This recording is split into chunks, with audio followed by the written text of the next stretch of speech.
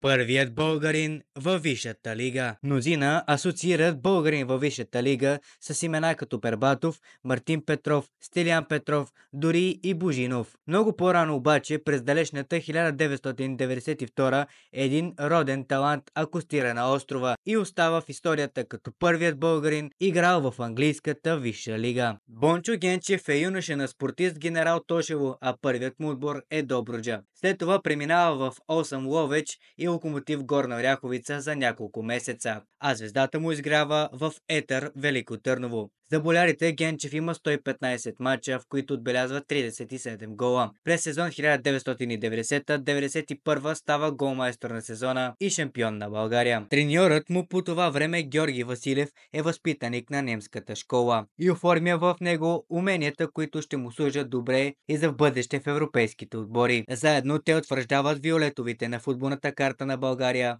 като отбор, с който и грандовете трябва да се съобразяват.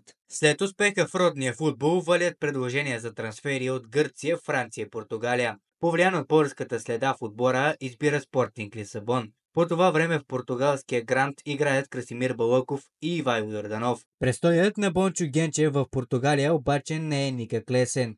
Правилото за максимум 3 чужденци на терена в един матч все още е важало.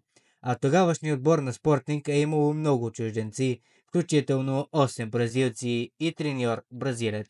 Генчев не често сред титулярите и играе предимно в мачове за купите. Освен това страда от редица контузии, които пречат на развитието му в отбора. За Спортинг записва общо 23 мача и 5 гола. След година и половина в Португалия е време за ново предизвикателство.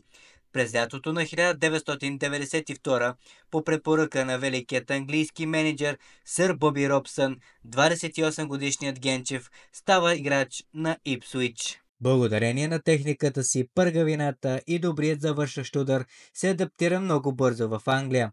Умението му да борави умело с високата топка, след центрирания и да вкарва голове с едно докосване, пасва перфектно на английският стил на игра. Няколко седмици след трансфера вкарва първият си гол и то с задна ножица.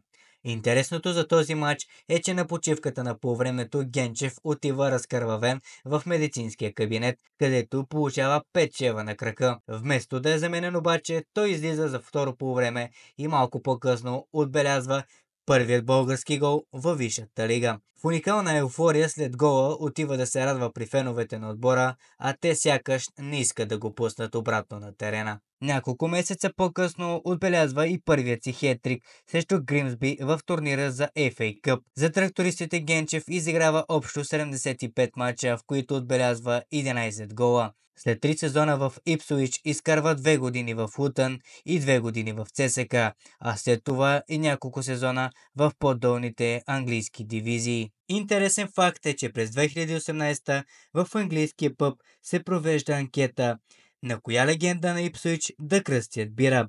Победител в анкетата е именно Генчев и така се ражда тъмната бира Бончо. Страхотен жест към кариерата на българина при трактористите. Ако видеото ви е харесало и искате да ни подкрепите, може да се абонирате за YouTube канала ни, както и да ни последвате във Facebook, Instagram и TikTok.